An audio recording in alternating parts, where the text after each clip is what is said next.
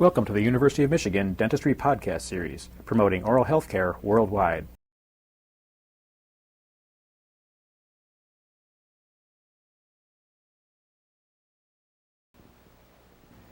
In handling the impression that we have now for our maxillary master model, we have impressions of the 6 anterior preparations.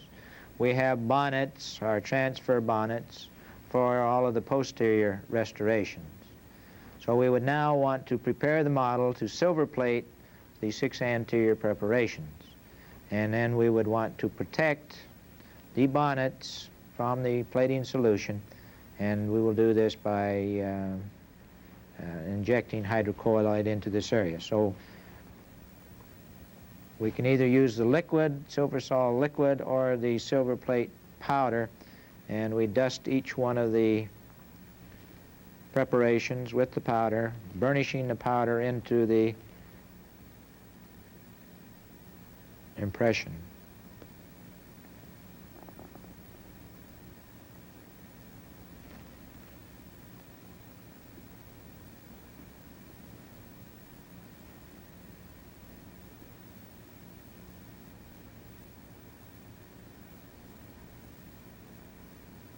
Making sure we cover all areas. This is best done under a magnifying glass where you can see that all areas are completely covered with the powder. Use the bristles of the brush to burnish the powder into the surface of the impression material.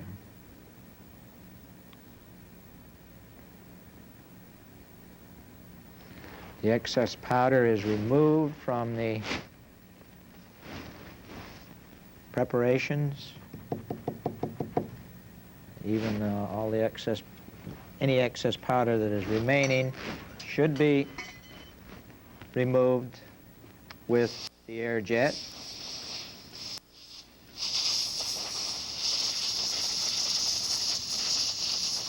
Loose powder in there will cause a flaw in the silver plating, and you'll wind up with an inaccurate die. So once we have the powder added to the area, we go around now and examine each one of the preparations to make sure that we have an adequate coverage of our impression. The next would be to attach the lead wire that goes to the silver plating machine.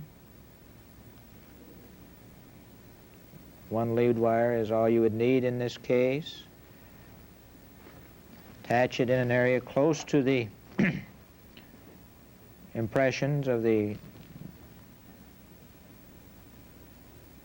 preparations, and then make sure we have a connection using the silver powder again from the wire to the silver plating or the powder on the preparations.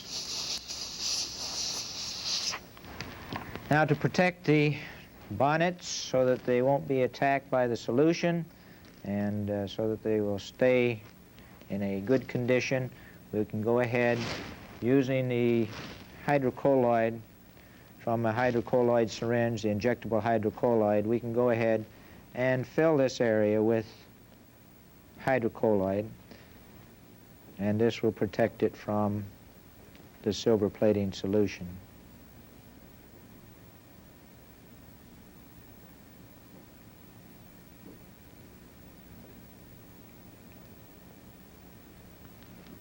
We plate these impressions sometimes 14, 16 hours. We want a good, thick, heavy plate of silver.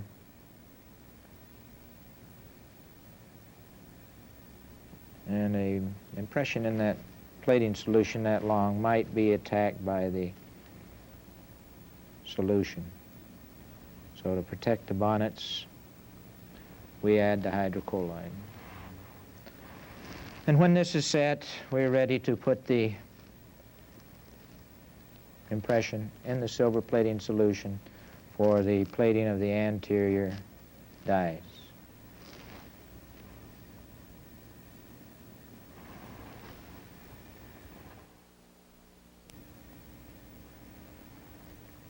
After the silver plating is complete on the anterior preparations, we need to make a base to our plated preparation and prepare these for removable dies. We have already prepared the dies for the posterior teeth. As we took our individual impressions for each side, we silver plated this, trimmed the dies, and made bases to the dies so that we can position those in the bonnets and complete our models. We're going to use dowel pins to make the removable dies.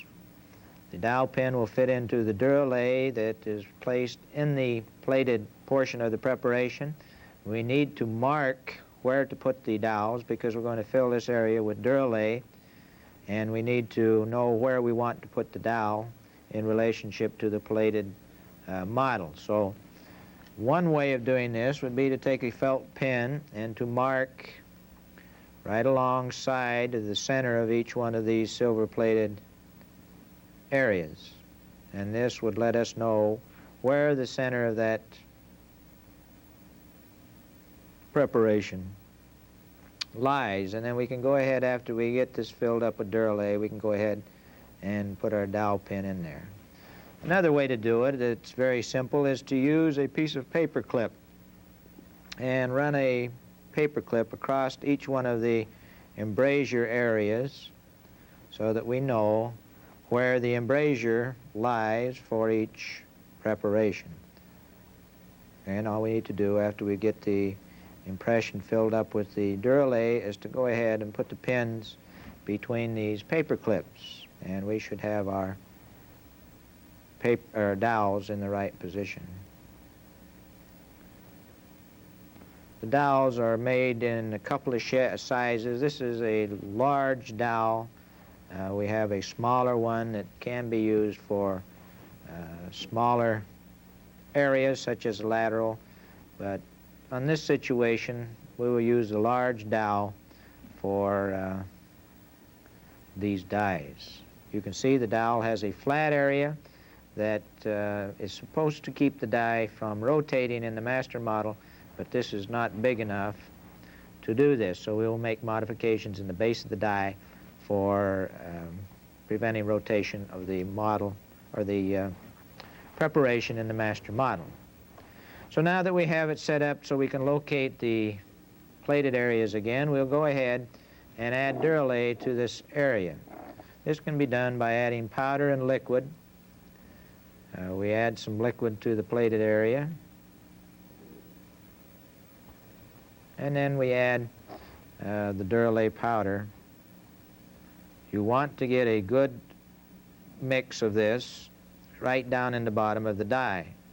The silver plate will be strong if it's supported well with the duralay. So put some liquid down in the bottom of the silver plated area, and then go ahead and fill this up with the duralay powder.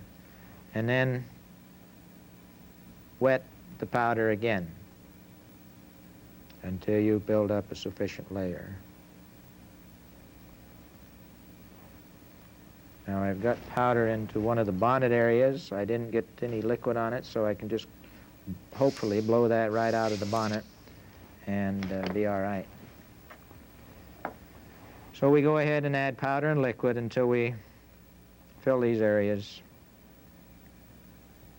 We want to add duralay just a little bit beyond, or the powder just a little bit beyond the gingival part of the die to give us a base for our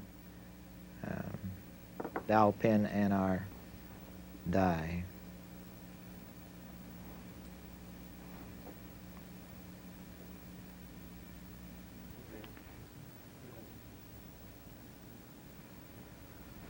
We build the duralay up to excess, as you can see here,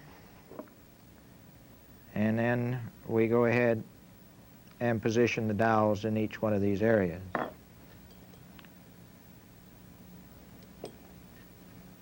When the material is about the right consistency, you should be able to put the dowel into these areas and it should stay in place.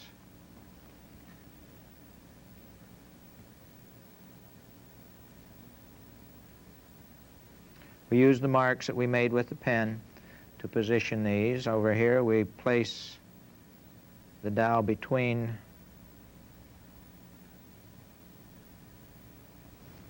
the pins that we have, or the paper clips that we have in there.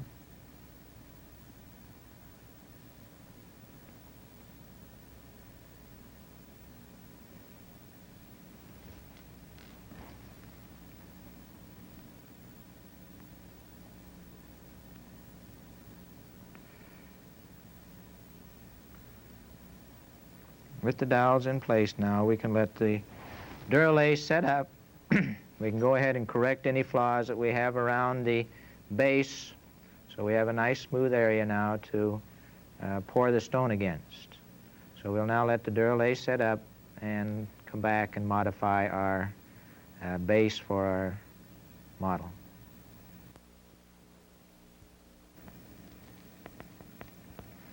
When the Duralay is set, we would like to make some retention areas, or areas that can aid in preventing the die from rotating in the model in the base of the Duralay. So with an inverted cone, one convenient way of doing this would be to make a little notch coming out from each one of the pins. This will fill with stone and prevent rotation of the die in the stone. As I said earlier, these flat areas on the small dowel pins do not provide a very stable die, and we want to add to this stability, so we'll make these notches.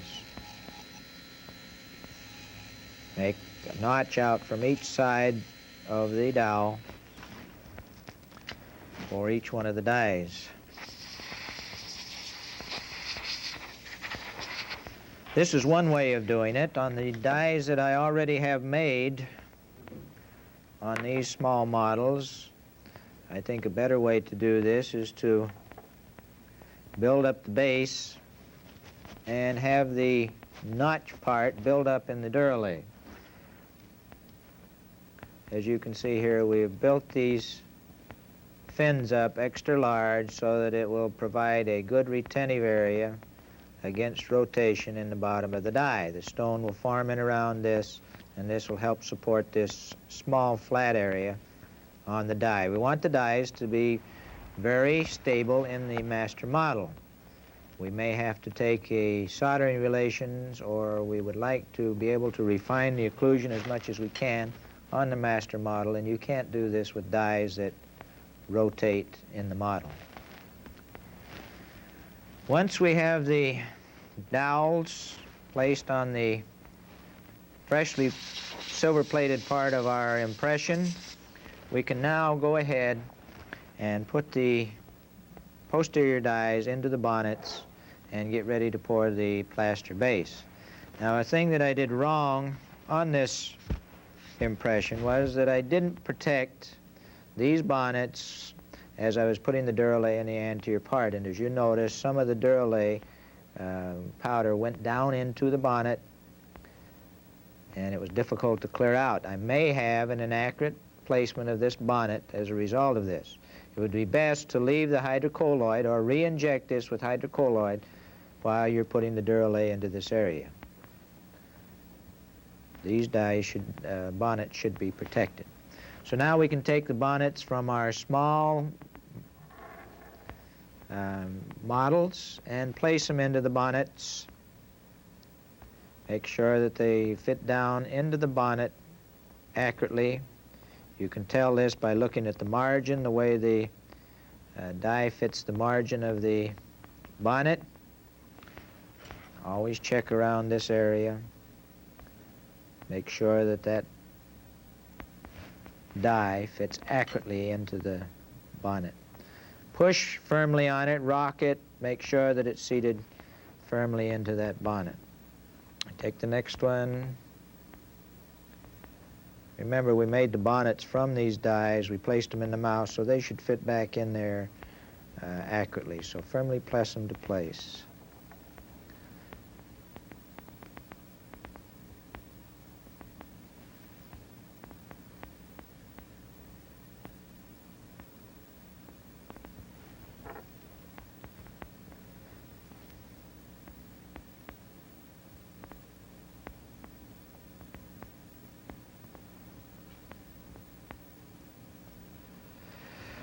Now, to hold the bonnets and the dies in contact with each other, we can add a small amount of wax around the margin of the die. So with a little bit of carding wax to hold the die in position, we go ahead and add some wax around the periphery of the die and lock it to the bonnet.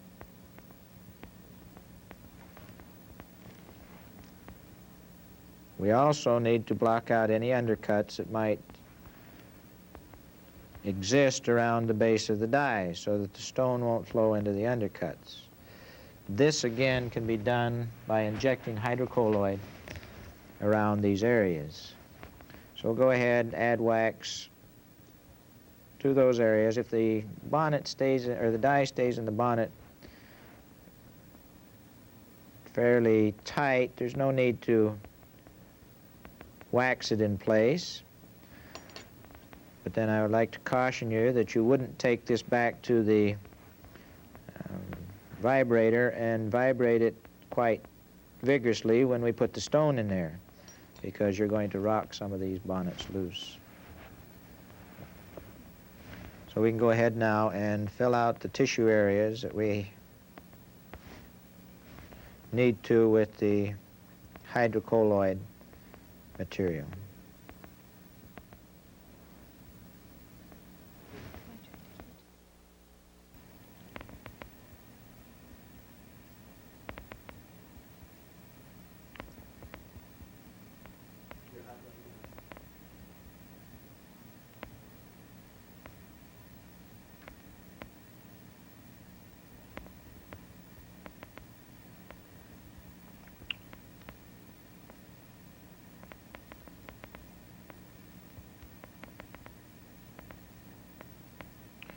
The hydrocolloid now is used to block out any undercuts. The base of the dies are exposed. We will lubricate those lightly with a lubricant, and we now go back to the lab and pour the base of stone onto our working model.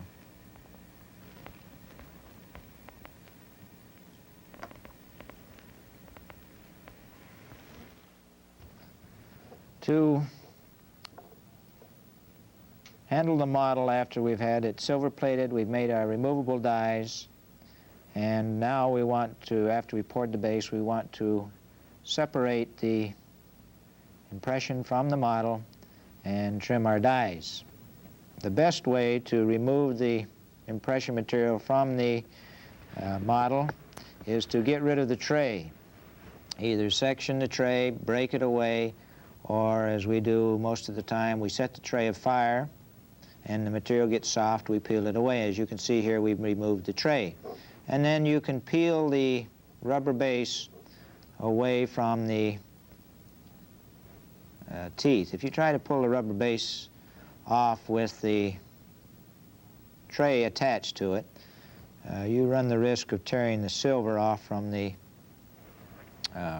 plated portions. So you see here we have the dies that we had in our copings or our bonnets. These are in place in the model, and these are the 6 dies that we had plated from the impression that we took of those teeth. We poured up the base material of the Duralay in one solid piece, and we now need to go in there and section between the teeth so that we can make a removable die, or the individual removable dies. We can do this with a saw blade, a thin jeweler's rouge saw, and we can go between the teeth very carefully and make a saw cut through the silver on down through the Duralay to the stone model.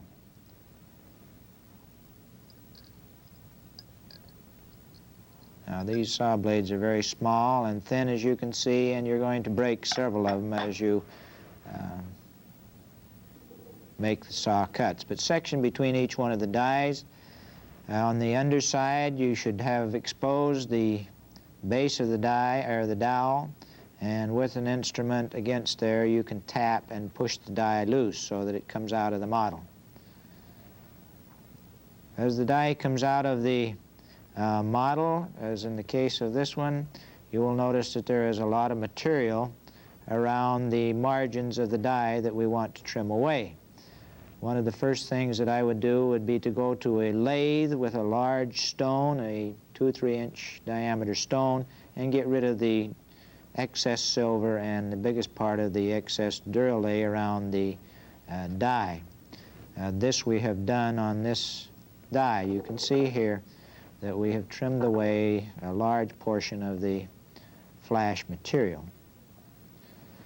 The difficult part and the critical part now comes in removing that part of the silver plating that is right next to the margin and exposing the margin. If you'll notice, and if you have a good impression, you will notice that there is a little trough around the margin of the tooth where the rubber base went beyond the margin. It doesn't look like it's there on your silver-plated model, but it's there. And I'll point this out on the schematic diagram. So what we want to do then is to take a burr.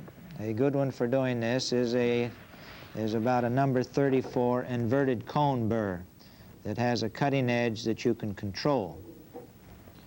And with this number 37, and with the burr rotating so that if the burr starts to take off, it will go away from your die. With this burr, we will trim away this silver flash, aiming right for the depth of the rubber base. Actually, what you do is to cut a trough, and then you can peel away the silver flash that's near the margin so that you don't have to go near the margin.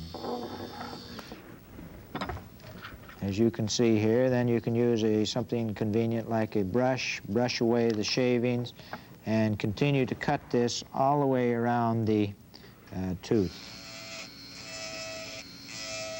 cutting the excess silver plate from around the margins of the preparation.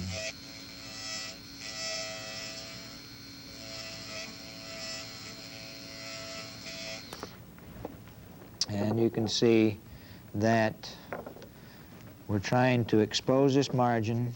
If we take a close look here, we can see that the margin is exposed. As you can see here, you can see the bevel that we placed around the teeth, and what we're doing is cutting away that excess flash around the tooth. So we continue to go on around the tooth using the inverted cone to notch. As you can see, the inverted cone is actually cutting a notch, and then the gingival part of the silver plate breaks away, exposing the margin.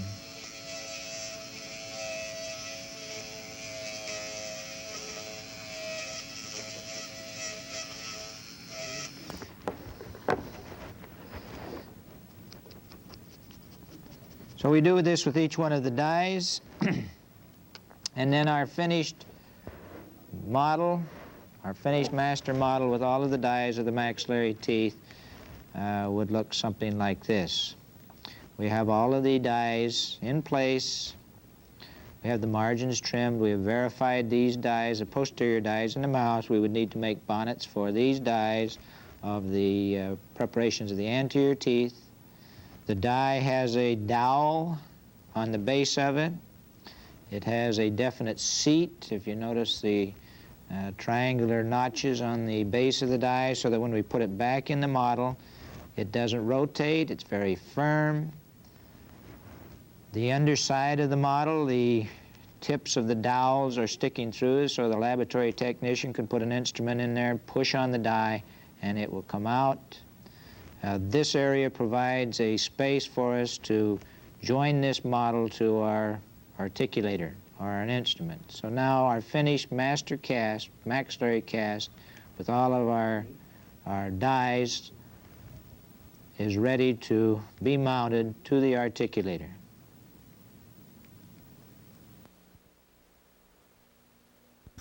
The bonnet is a little coping, Duralay coping over the tooth or the die. Now this bonnet we can use for several things. One of the first is to check the accuracy of the die. There's hundreds of hours of lab work goes into the waxing, casting, and construction of our final restoration, and it would be paramount to know whether our dies are an accurate copy of the tooth. So one of the purposes of the die, our bonnet, is to go ahead and check the accuracy of our die. Therefore, we would want the margins of the bonnet to be exactly the same as the finished castings, or we want the bonnet right out to the margin that you see on the die. So we can go put this in the mouth and use the Explorer to see whether this is accurate.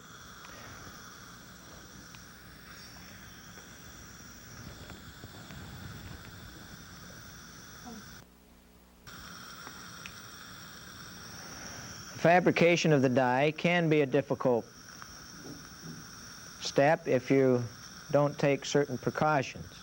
The die may have undercuts in there because of flaws in the buildup material and the preparation and so on. These should be waxed out with wax. The die should be lubricated thoroughly with our Duralay lubricant.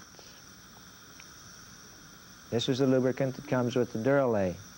And put a liberal amount of lubricant on the die. Then it is best, because the Duralay tends to shrink, to paint only half of the crown at a time. If you were to paint the whole crown all the way around the tooth and let it set up, chances are you will not get it off of the die. So we suggest that you go ahead and paint half.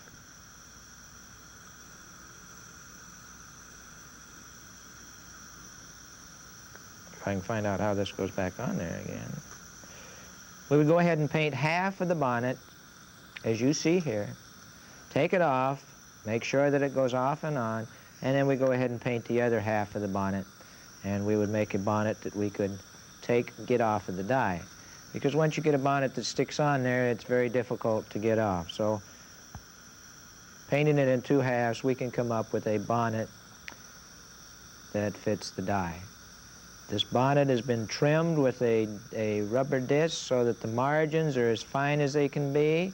We can go to the mouth now with an Explorer and tell whether the margins that we have on the die are accurate copies of the margins in the mouth. So now we can place this die in the mouth, on the tooth,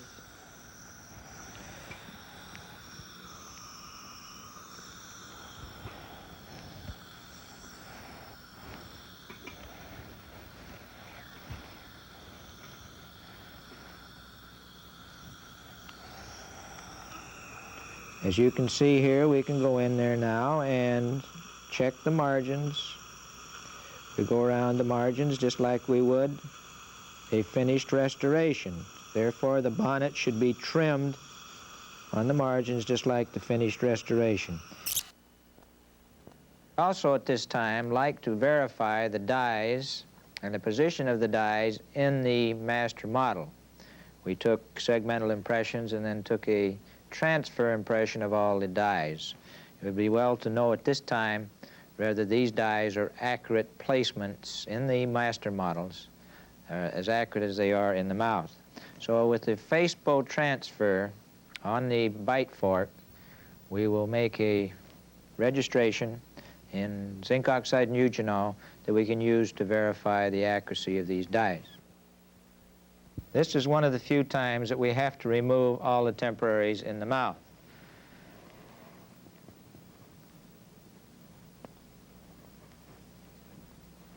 This is what makes the full mouth case difficult, is that frequently you have to remove all of the temporaries in the patient's mouth for verification of the dies and also the bite. Would you hold those, Tom, please? Mm-hmm.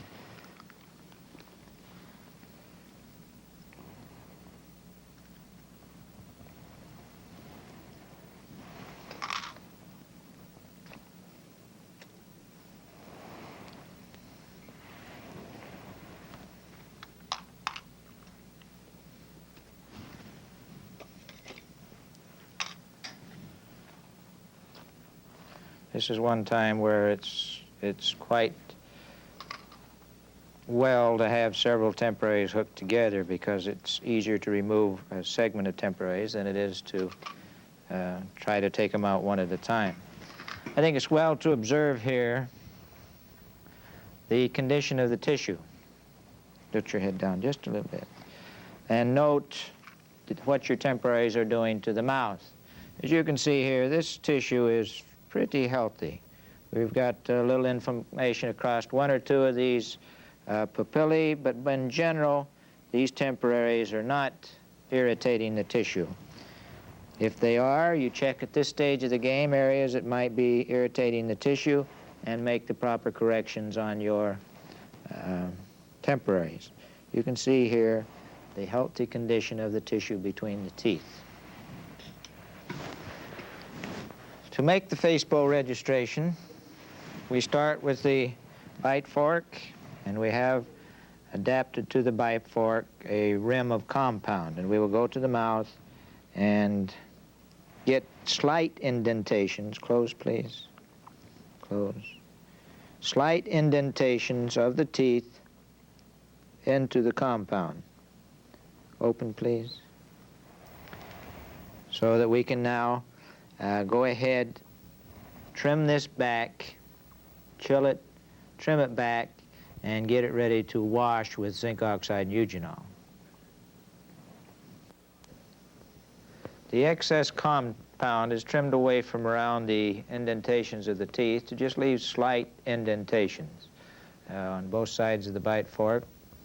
The bite fork is used only to mount the maxillary cast on the articulator. However, we want to wash the upper and lower part of the bite fork so we can check the accuracy of the model. We use a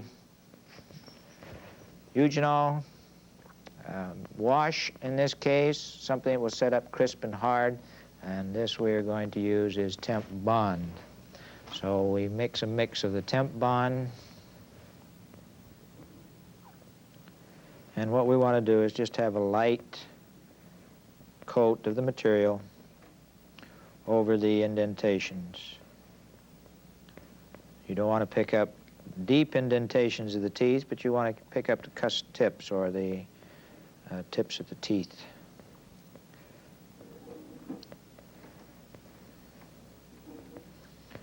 The temp bond is better if you work with it so that you can gauge when the set occurs. If you put it in the mouth too soon, it's going to run all over the place.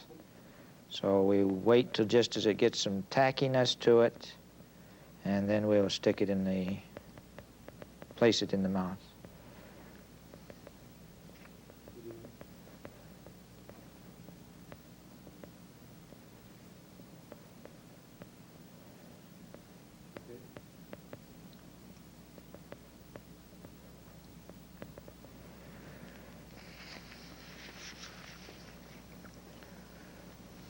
Open, please.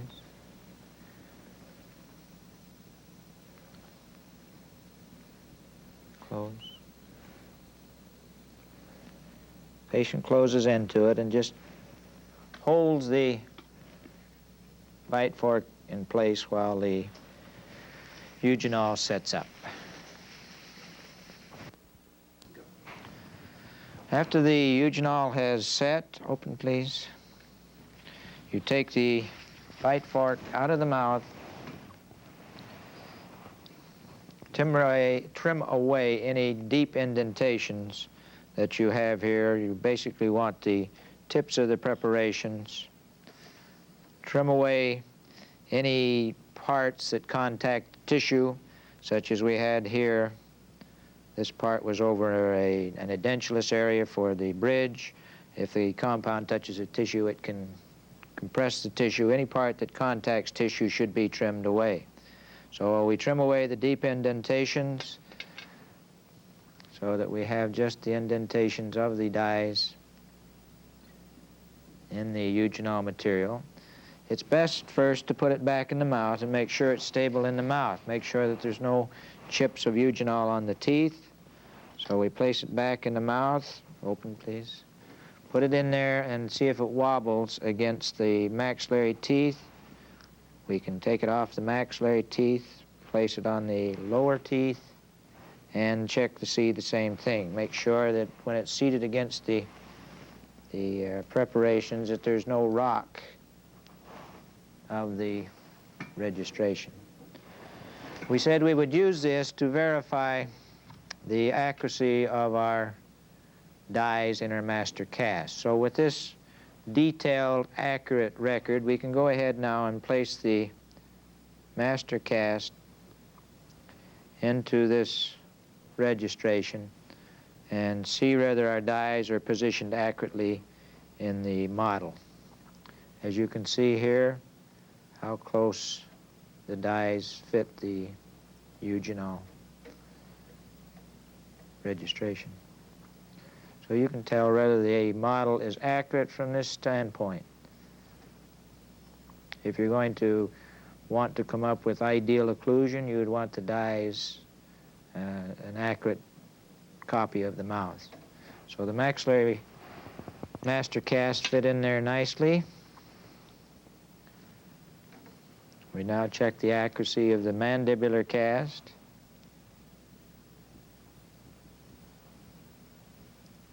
Place it on there. You don't need a copy of all of the preparation, but just a couple of parts that would touch will tell you whether these dies are accurately placed in the model. So right now we have a quick check to tell the accuracy of our working cast. So along the procedure for restoring the mouth, we have several checks that we can use to make sure that our casts are accurate. You've been listening to a presentation from the University of Michigan School of Dentistry, which is dedicated to supporting open learning and open educational resources. This recording is licensed under the Creative Commons. It may be reused and redistributed for nonprofit use. Please attribute materials to the University of Michigan School of Dentistry and redistribute under this same license. For more information on how this and other University of Michigan School of Dentistry recordings may be used, visit www.dent.umich.edu/license.